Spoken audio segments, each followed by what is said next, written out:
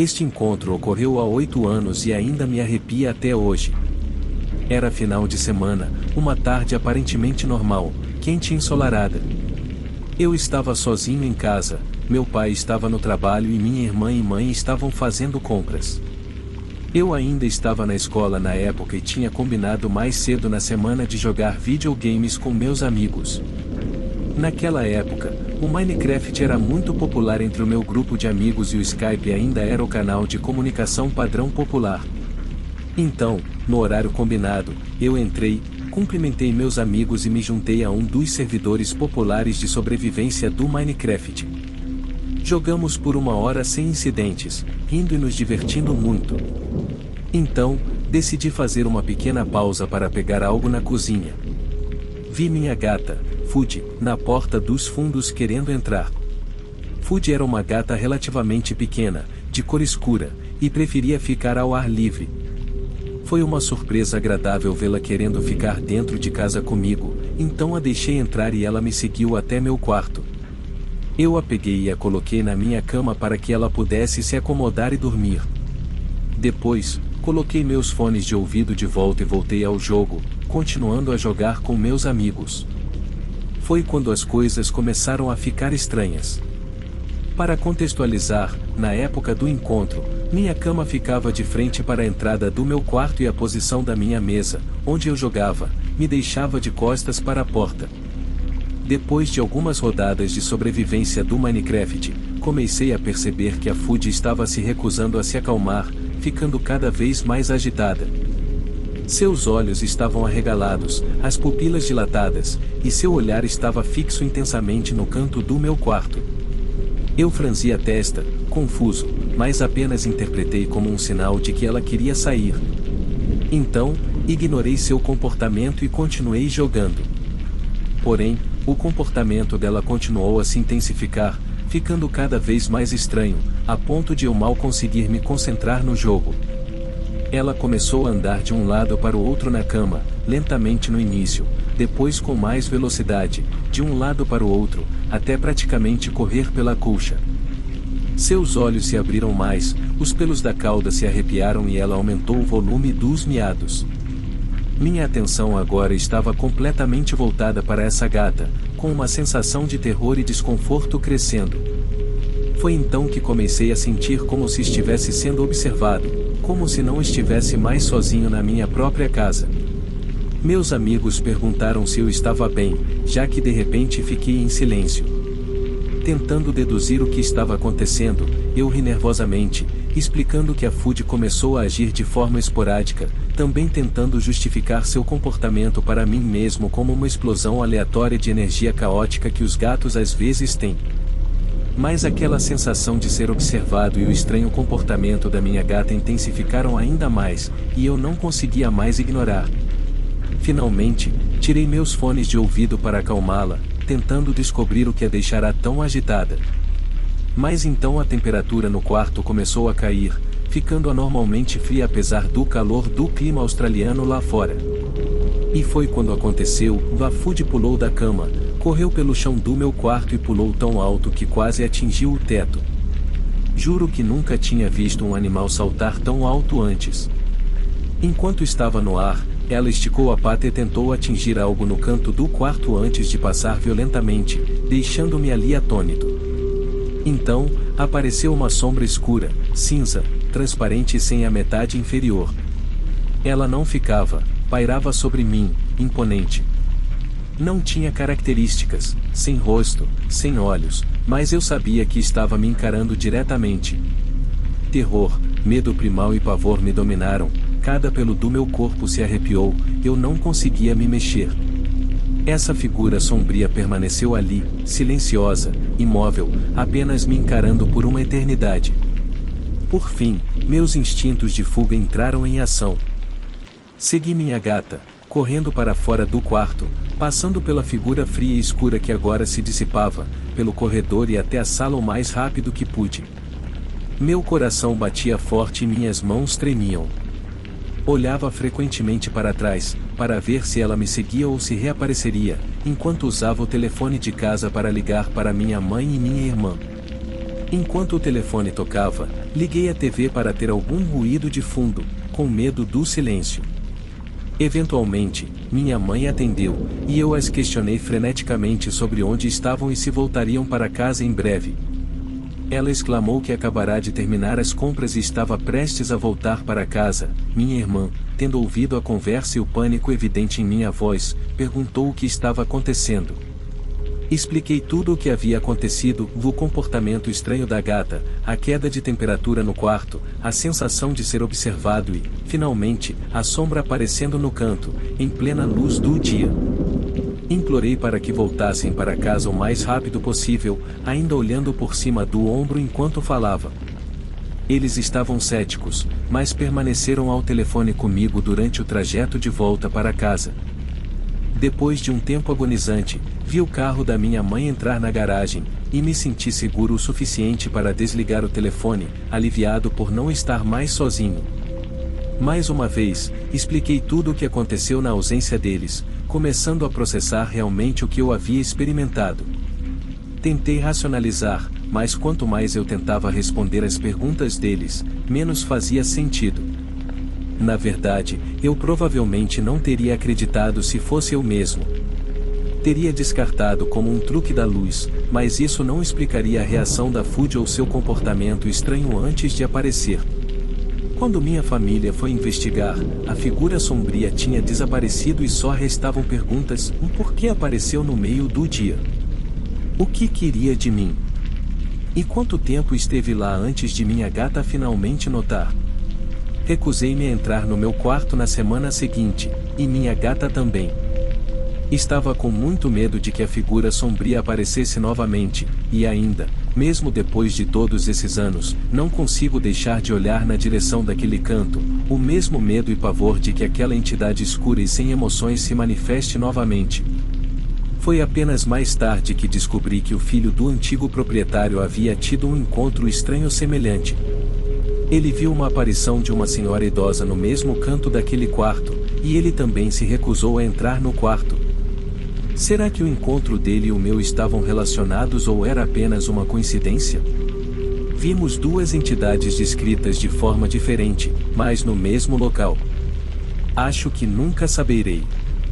Apenas estou feliz por não estar completamente sozinho quando aconteceu e que a Fuji, a gata, também viu.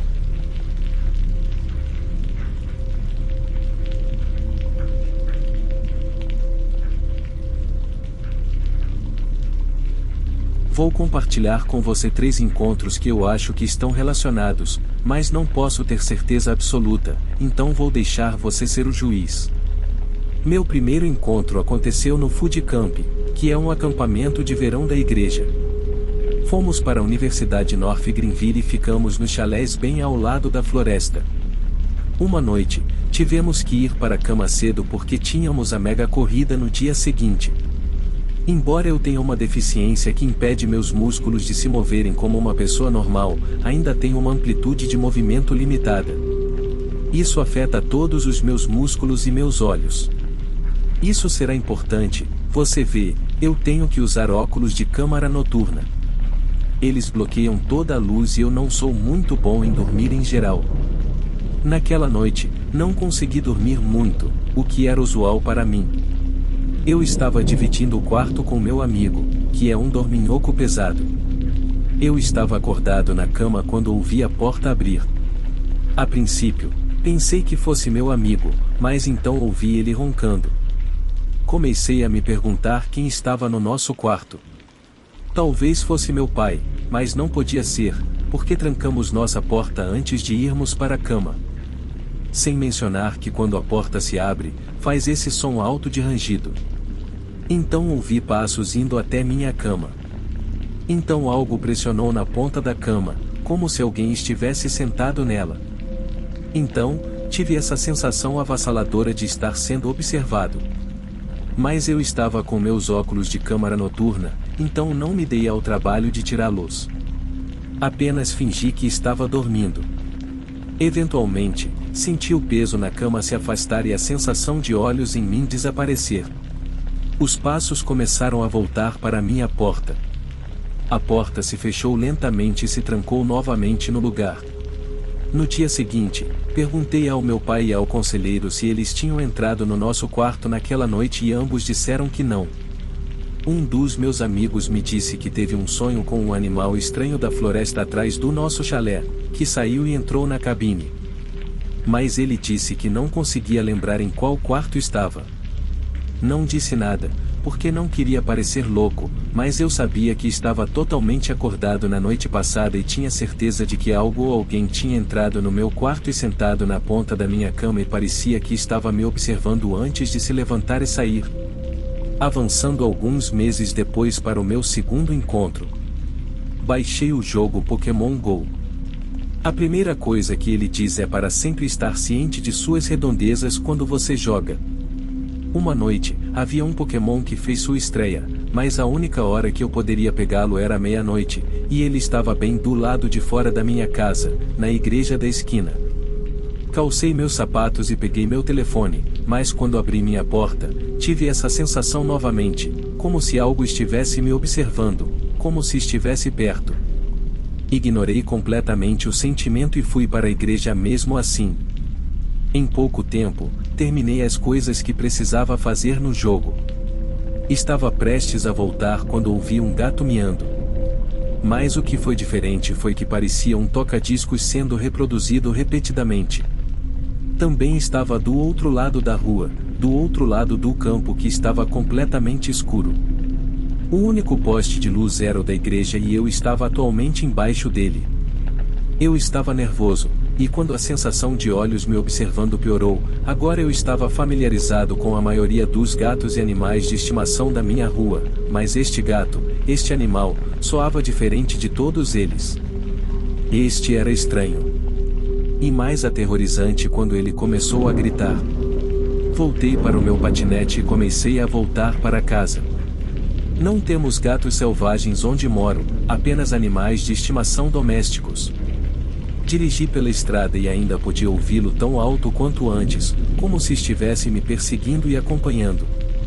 Cheguei em casa inteiro, mas não tinha ideia do que era aquilo. Indo para o terceiro encontro. Uma noite, eu estava me preparando para dormir quando entrei no meu quarto e meu gato não queria entrar. Apenas ignorei isso. Estava cansado, então fui dormir. Tive um sonho naquela noite. Era essa criatura parecida com um humano, coberta de pelo vermelho como veludo, em vez de fofo ou peludo. Imagine um cachorro de pelo curto ou um gato de pelo curto. Esta criatura entrou no meu quarto, levantou a cabeça e me encarou do pé da cama. Tinha um rosto humano, podia definitivamente ver seus dentes, tinha lábios também. E olhos, mas não os típicos olhos assustadores de monstro, esses eram azuis. Eu a vi colocar a mão na minha cama e se erguer. A coisa era muito maior do que eu esperava, provavelmente com 2,5 metros de altura, sem cauda e muito muscular. Então, se inclinou diretamente no meu rosto. Estendi a mão e coloquei a palma da mão no rosto dela, e tudo o que ela fez foi rosnar, como se dissesse para eu não tocá-la, mas não atacou. Lentamente, um sentimento de pavor cresceu, me forçando a acordar. Quando acordei, senti minha mão se estendendo na minha frente, como no sonho, e podia sentir pelo aveludado. Minha mão estava tocando alguma coisa e essa coisa estava rosnando. Nunca ouvi nada assim novamente, honestamente, não vi isso na vida real, mas acho que toquei nela. Se você sabe o que é isso, me avise. Tudo o que sei é que nem todas as criaturas sobrenaturais são boas ou ruins. Parece que algumas estão apenas lá.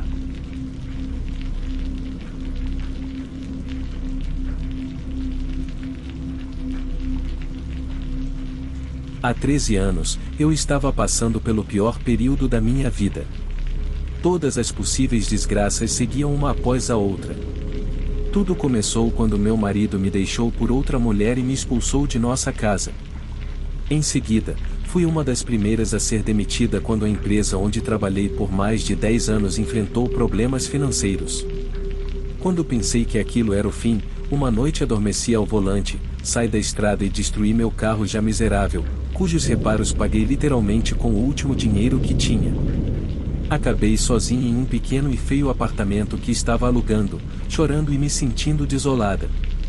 A maioria das pessoas que considerava amigas virou as costas para mim e me deixou à mercê da minha depressão, que me segurava firmemente em suas garras.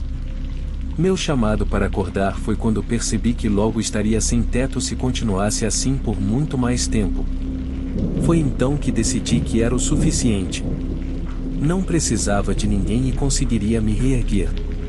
Como prisioneira de uma pequena cidade mineradora moribunda, mais uma vez muito animada, não estava em posição de escolher o trabalho que gostava. Tive que aceitar o que estava sendo oferecido na época.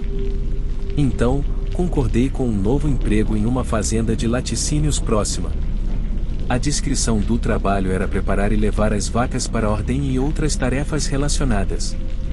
Não é algo que você fantasia quando criança, mas quando está desesperado e precisa de dinheiro, sonhos de infância não realizados são o menor de seus problemas. Além disso, o trabalho não era ruim. Apenas levou um pouco de tempo para me acostumar com os sons, cheiros e outros encantos que uma fazenda tem a oferecer. Um dia, meu chefe reuniu todos nós e perguntou se alguém estaria disposto a trabalhar no turno da noite até ele contratar alguém novo para o trabalho. Antes que ele pudesse terminar a pergunta, eu já tinha levantado a mão. Mudar para o turno da noite significava que eu receberia um salário melhor por muito menos trabalho. Basicamente, tudo o que eu teria que fazer era estar fisicamente presente e garantir que tudo estivesse em ordem, que as vacas estivessem vivas e não perturbadas. Se algo realmente acontecesse, eu poderia ligar para o chefe, e se uma vaca prenhe entrasse em trabalho de parto, eu poderia chamar o veterinário. Foi isso. Embora o chefe não estivesse muito entusiasmado com a ideia, já que ninguém mais se voluntariou, ele não teve muita escolha. Honestamente, nas primeiras noites, não me sentia confortável ficando sozinha naquela fazenda. Mas depois que superei meu medo, comecei a realmente gostar do lugar e do ar fresco da noite. Meu chefe planejou minhas tarefas de modo que, quando eu chegasse, me instalasse em um pequeno, vamos chamar de escritório, e, de vez em quando, desse uma volta pelo lugar para ver se tudo estava bem. Durante uma dessas voltas, uma ideia genial me ocorreu, que coloquei rapidamente em prática. Construí uma pequena fortaleza com fardos de feno e, em vez de ficar no escritório, estava relaxando em meu novo local. Na maior parte do tempo, eu lia livros com uma pequena lanterna de cabeça, e a melhor parte era que eu não precisava mais andar, porque, caso algo acontecesse, eu ouviria tudo de minha pequena fortaleza. Uma noite, assim que comecei um novo livro, passos começaram a ecoar no silêncio da fazenda. Passos altos e específicos, que eu sabia imediatamente de onde vinham. Na frente de um dos celeiros havia uma grande poça de lama, e naquele momento, havia um monte de lama lá. O tipo de lama que te torturaria bastante antes de deixá-lo passar. Eu ouvia um espirro. Não havia dúvida de que alguém estava na frente do celeiro. Eu não estava realmente com medo. Esperava encontrar alguém de uma cidade próxima tentando roubar óleo de uma das máquinas da mina e apenas diria para ir embora antes de chamar a polícia. Foi só quando olhei para fora da minha fortaleza que percebi que uma espessa névoa começou a cobrir todos os cantos da fazenda. Corajosamente, comecei a fazer meu caminho em direção ao intruso desconhecido, mas para minha surpresa, não havia ninguém lá. Não era possível alguém fugir tão rapidamente. Como eu disse, a lama espessa não deixa fácil. Eu deveria ter encontrado alguém lá ou pelo menos ouvido-os tentando desesperadamente sair da lama. Confusa e um pouco duvidosa de meus próprios ouvidos, voltei para minha posição e ouvi cuidadosamente. Tudo o que ouvi foi silêncio. Decidi ligar para meu irmão, porque na época ele estava na fase de hardcore gaming e eu sabia que ele ainda estaria acordado. Eu precisava ouvir uma voz familiar, precisava de uma explicação lógica para me acalmar um pouco. Claro, ele me disse que provavelmente não era nada, que eu estava apenas cansada e que meu cérebro estava me pregando peças. Ele disse que se alguém estivesse realmente lá, eu teria ouvido algo mais. Totalmente aliviada pelas palavras do meu irmão, voltei ao meu livro. Não sei exatamente quanto tempo passou, mas julgando pelas páginas que li, diria que pelo menos 1 hora ou 2, quando o silêncio foi perturbado mais uma vez. Desta vez, não por passos ecoando pela fazenda, mas sim por um som totalmente desconhecido, estranho e um tanto irritante, que eu descreveria melhor como gargarejos e sorver, de alguma forma, ao mesmo tempo. Não ousei me mexer enquanto o som se aproximava cada vez mais, então parou bem na frente da minha pequena fortaleza. Fiquei lá como uma estátua, com o coração na boca e um gosto amargo e repugnante enchendo minha boca. Eu não tinha absolutamente nenhuma ideia do que fazer. Sim, acho que você está certo. Talvez possamos sair amanhã. Então me ligue quando acordar. Eu te amo. Essas foram as palavras que me acordaram do meu transe. Essas foram as minhas palavras. Essa era a minha voz. Porque é exatamente o que eu tinha dito ao meu irmão ao telefone mais cedo. Quando finalmente percebi que os passos que ouvi eram, de fato, reais, que pertenciam a essa coisa, que todo esse tempo eu tinha me convencido de que estava sozinha na fazenda, essa coisa estava escondida em algum lugar próximo, e agora estava falando comigo com a minha voz, e a única coisa entre nós era um único fardo de feno. Saltei da minha fortaleza como uma bala e corri para a noite, rezando para Deus que não me perdesse enquanto tentava encontrar meu carro na neblina mais densa que já vi. Não demorou muito para encontrar o carro. Quando cheguei, apenas me sentei, tranquei-me e tentei desesperadamente colocar a chave na ignição com as mãos tremendo. Em seguida, senti e ouvi algo roçando contra o carro. Consegui ligar o carro e, mais do que tudo, queria pisar no acelerador, mas por causa da maldita neblina, fui forçada a me mover a passo de caracol, e o tempo todo eu podia sentir empurrões leves e ouvir batidas na janela traseira do carro. Não tenho certeza de quando tudo parou, porque estava chorando e soluçando tão alto que era tudo o que eu conseguia ouvir naquele momento. Quando senti que havia dirigido o suficiente, liguei para o meu chefe e tentei explicar o que aconteceu, mas acho que não consegui dizer uma única palavra que fizesse sentido, e ele não fazia ideia do que aconteceu ou sobre o que eu estava falando, mas naquela altura eu não me importava. Só queria ir para casa e me esconder debaixo de um cobertor. Na manhã seguinte, quando ouvi meu telefone tocar, imediatamente soube que era meu chefe ligando, que ele iria querer me ver, que eu provavelmente seria demitida, mas primeiro seria forçada a ouvir o discurso dele sobre como eu não deveria ter me esforçado para um trabalho para o qual não estava pronta. Mas eu estava errada. Ele não estava bravo de jeito nenhum, e logo descobri que a história de horror não terminava comigo fugindo da fazenda. Depois da minha ligação maluca, meu chefe veio à fazenda e tentou descobrir o que aconteceu. No entanto, devido à neblina espessa, a única coisa que ele pôde fazer foi andar pelos celeiros, e em um deles ele encontrou uma vaca morta. À primeira vista, nada estranho, isso acontece infelizmente, exceto que esta era uma das vacas prenhas, e sua barriga havia sido rasgada, a cavidade abdominal completamente vazia. Sem bezerro, nem um único órgão, nem uma gota de sangue, uma mancha, uma pegada, sem sinal de luta, nada, apenas um animal morto cercado por dezenas de outras vacas que agora estavam calmamente mastigando feno e não pareciam nem um pouco perturbadas. Como é possível andar entre tantos animais, rasgar a barriga de um deles, retirar tanto conteúdo em total silêncio, e depois ir embora sem deixar nenhum vestígio? Embora eu tenha voltado ao meu trabalho de ordenha, minha situação financeira ainda era ruim, então eu não durou muito lá. Nunca acreditei no paranormal antes.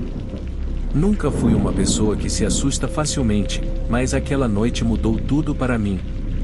Não me sentia confortável trabalhando quando sabia que talvez estivesse sendo observada por algo que estava apenas esperando o momento certo para me pegar.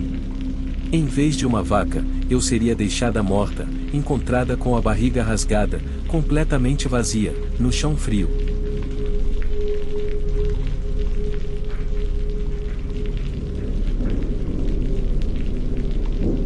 Quando eu era mais jovem, fui ensinado a caçar e instantaneamente me apaixonei por isso. Aos 13 anos, já tinha meu próprio arco e faca, e eu era um ótimo atirador. Quando a temporada de caça de cervos se aproximava, meu primo e eu estávamos ambos animados para a próxima viagem de caça que planejamos para o sul de Illinois. Quando chegamos ao alojamento de caça, desembalamos nossos pertences e começamos a nos preparar para a caçada do dia seguinte. Iríamos para uma parte profunda da floresta onde os grandes cervos eram capturados em câmeras de trilha. Super animados, fomos para a cama cedo naquela noite para nos levantarmos cedo na manhã seguinte. Pegamos nossos equipamentos e saímos para os pontos de observação. Meu tio me deixou a cerca de 50 metros do ponto de observação desejando-me sorte, levando meu primo para a plataforma dupla deles, que estaria caçando cerca de 1 ou 2 milhas de distância de mim. A caçada foi sem incidentes até os últimos minutos de luz. Temendo perder a chance de atirar em um cervo antes do anoitecer, atirei em uma fêmea, um pouco além do meu alcance confortável, mas eu estava desesperado. Ao lançar a flecha, acertei o cervo e ele fugiu para a floresta. Enviei uma mensagem para meu primo e tio, informando-os para que pudessem vir me ajudar a rastreá-lo e pegá-lo. Já estava bem escuro, então pegamos nossas lanternas e seguimos a trilha de sangue juntos, esperando encontrar um cervo no final. Eventualmente, chegamos a um beco sem saída, onde havia uma grande poça de sangue e então nada, nenhum sinal. Meu tio decidiu ir buscar ajuda de outros membros da família. Ele começou a voltar pela trilha para encontrá-los, dizendo ao meu primo e a mim para esperá-los. Enquanto estávamos sentados no escuro no último vestígio de sangue, começamos a ouvir passos se aproximando. Nossos corações começaram a acelerar. Senti o medo subir pela minha garganta enquanto pegava uma flecha e armava meu arco, enquanto meu primo sacava sua faca. Juntos, encaramos a escuridão. Outro som de passos aqui e ali, estava se aproximando a cada vez que ouvíamos. Finalmente, quando estávamos certos de que a criatura estava perto o suficiente, meu primo acendeu sua lanterna na direção do barulho. Antes que a luz pudesse revelar completamente a criatura, avistamos 2 olhos amarelos refletindo a luz a cerca de 2 metros do chão. Ela então se imergiu de volta na escuridão, sabendo que tinha sido descoberta. Nós dois nos aproximamos um pouco um do outro, assustados e incapazes de falar, enquanto ouvíamos o som da coisa agora circulando ao nosso redor. Não sabíamos o que era, que tipo de animal aqui teria 2 metros de altura e seguiria o rastro de sangue. Pensando que a criatura iria nos atacar, nos preparamos para lutar. Então, ouvimos vozes e vimos luzes subindo a colina. Meu tio e 2 outros membros da família, todos armados, nos encontraram, tremendo de medo. Encolheram os ombros e perguntaram onde estava o último rastro de sangue. Contamos que continuamos procurando, mantendo um olho aberto para o cervo morto, mas não encontramos nada. Meu primo e eu, ainda assustados, não saímos do lado do meu tio. Eventualmente, desistimos e voltamos para o alojamento, decidindo que não queríamos sair para caçar na manhã seguinte. Desde então, tenho caçado e ainda amo a floresta, mas sempre sou muito cuidadoso à noite e sempre carrego uma arma comigo. Ainda não sei o que era aquilo, mas realmente não me importo em descobrir. Antes de começar esta história, não darei nomes aos sobreviventes, pois prefiro mantê-los anônimos.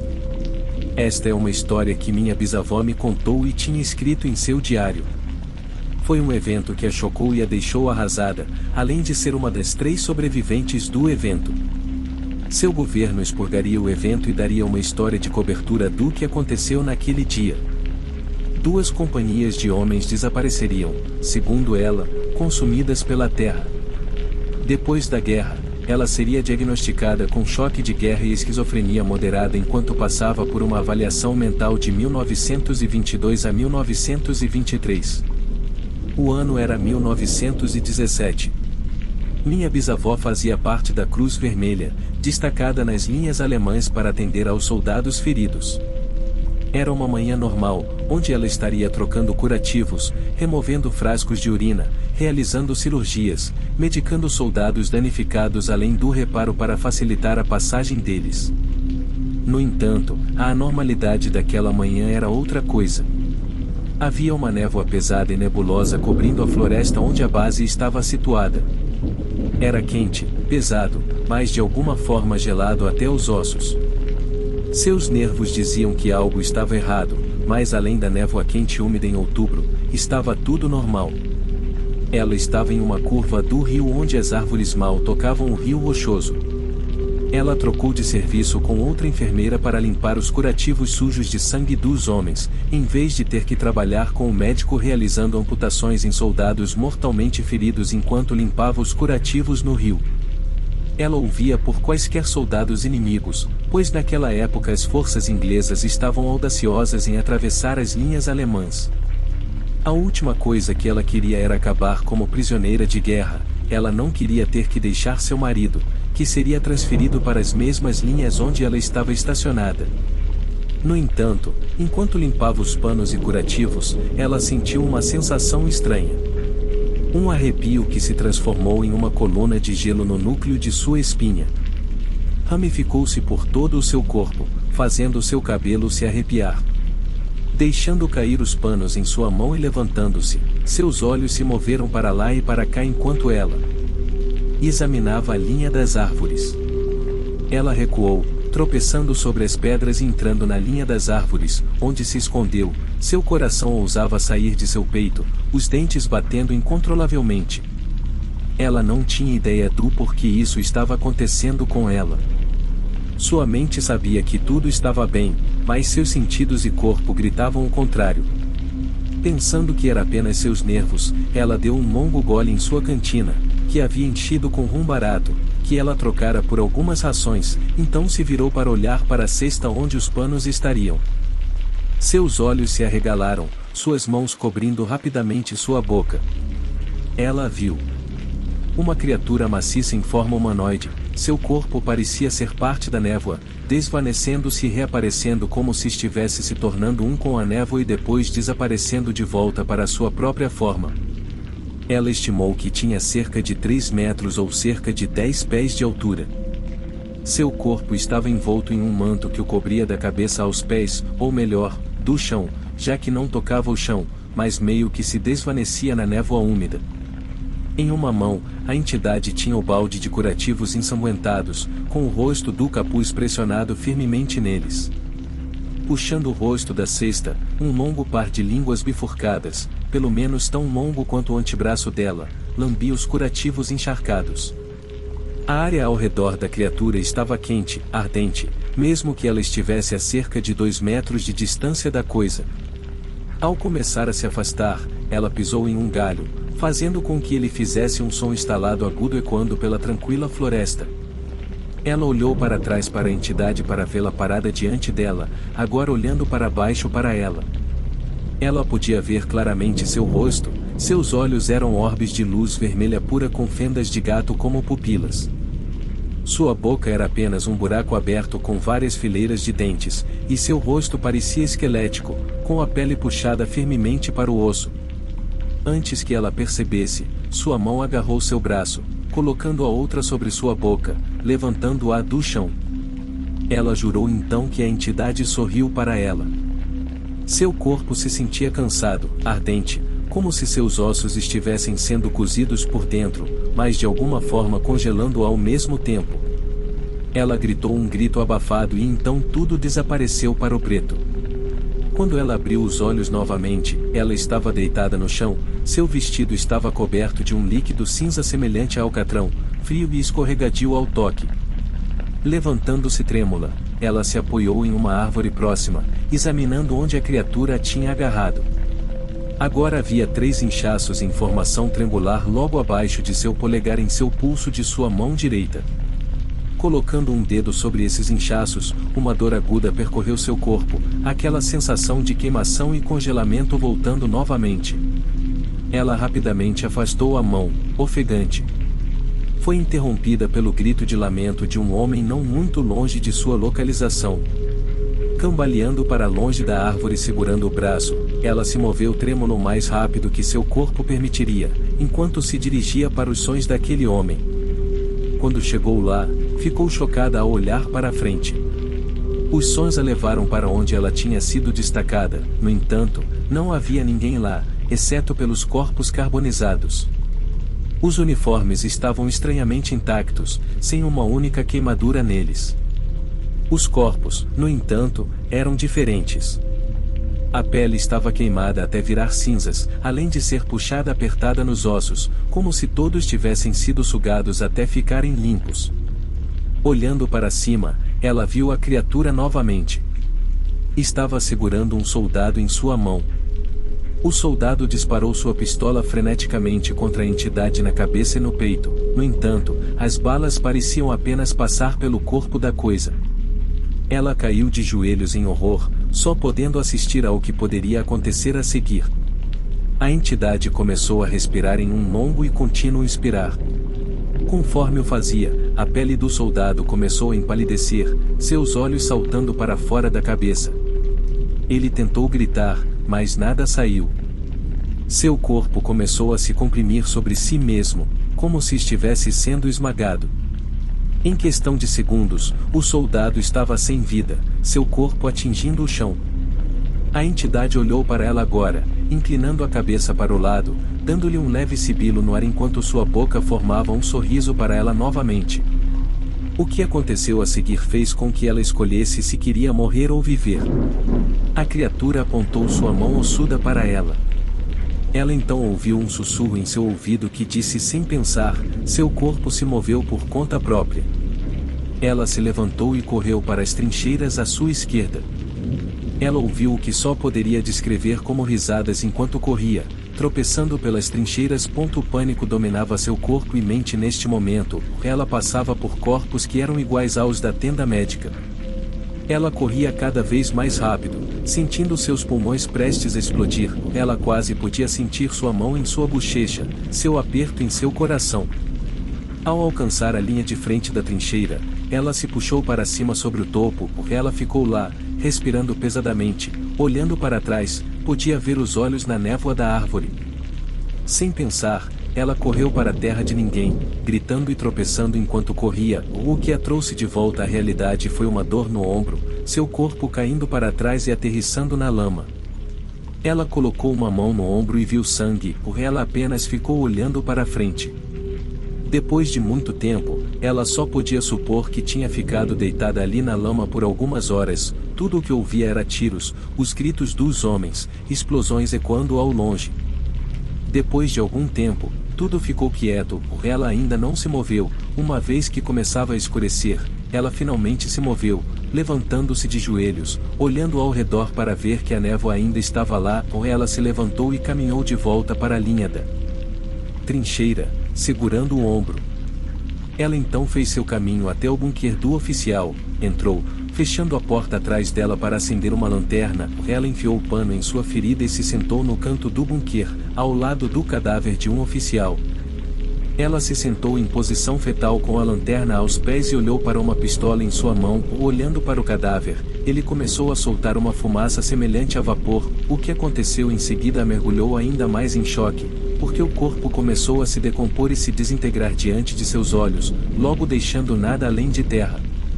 Ela esperou ali pelo que parecia dias. Eventualmente, houve um barulho na porta do bunker.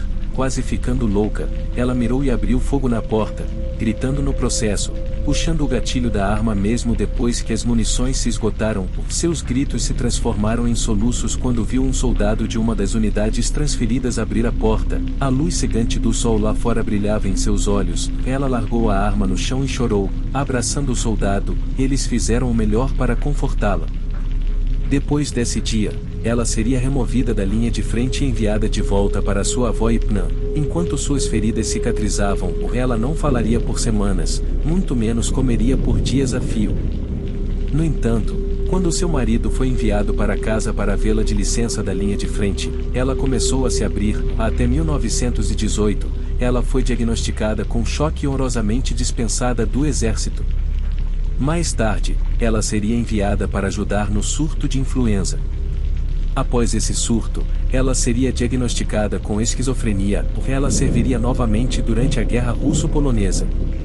Mais tarde, ela se internaria para avaliações mentais de 1922 a 1923. Ela nunca falou realmente sobre os eventos.